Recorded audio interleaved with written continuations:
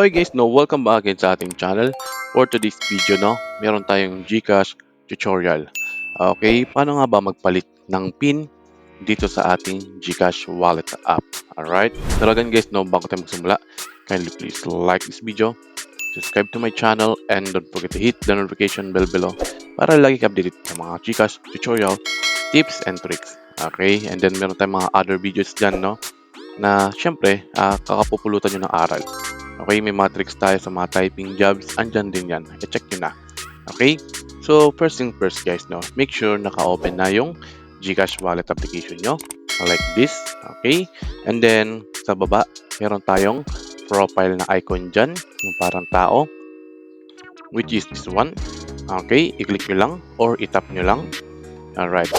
And then, pagdating nyo dito guys, no?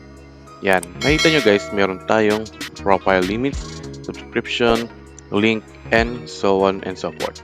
Pero ang pakay talaga natin dito is magpalit tayo ng PIN. Okay? So, syempre no, itong settings ang pinakamahalaga. Yan. I-click nyo yung settings. Yan. Alright, no. And then, pagdating nyo dito guys, no, meron tayong nakikita dito na number 1 sa unang-una is change natin yung MPIN natin. Okay? So, itap nyo lang yan. Alright? So, make sure, no, alam mo yung existing na MPIN mo.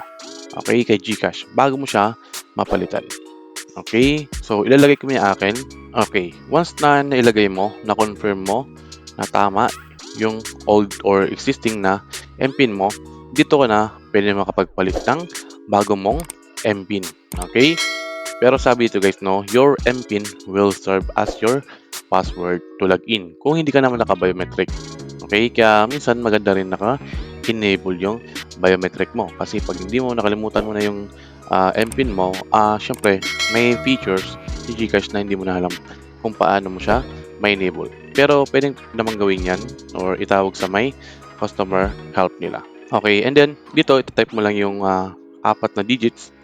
Okay, na MPIN mo. Nakita mo naman dito, MPINs such as 1234 or 111 or your birth date ay hindi pwede. Okay? Kanwari, pinanganak ka ng June something, June 10, okay, 2020 something ganon, ay hindi pwede yun. Okay? Dapat iba. Okay? So, set mo lang yan and then after this, no, kailangan mo ng OTP. Okay? I believe kailangan ng OTP dito and then mabe-verify mo na at mababago mo na yung MPIN mo dito kay GCash. Okay? So, meron pa tayo dyan. Okay? So, ganun lang kadili yun. Pero again, no, meron pa tayong idea or interesting na topic para sa inyo. Okay? So sa mga naghahanap naman na maglalaro, okay, meron tayong pin comment dyan. Kung gusto nyo lang din naman. Okay? Kasi dati meron tayong games dito kay GCash. Ngayon, tinanggal na. Okay? So, meron tayong pin comment dyan. Kung gusto mo, nasa yan kung lalaroin mo or hindi. Okay? So, again, napakasimple lang naman guys, no? Again, kung paano hanapin, mag-change ng MPIN kay GCash.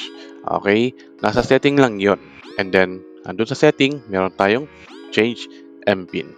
Okay? So, yun lang guys, no? Again, kung nakatulong sa yung video na to, welcome, please like this video, subscribe to my channel, and don't forget to hit the notification bell below para laging updated sa mga GCash tutorial, tips and tricks. Dito lang yan sa Creator Lab PH. Okay, yun naman ano. See you sa next video. Cheers and bye-bye. Alright?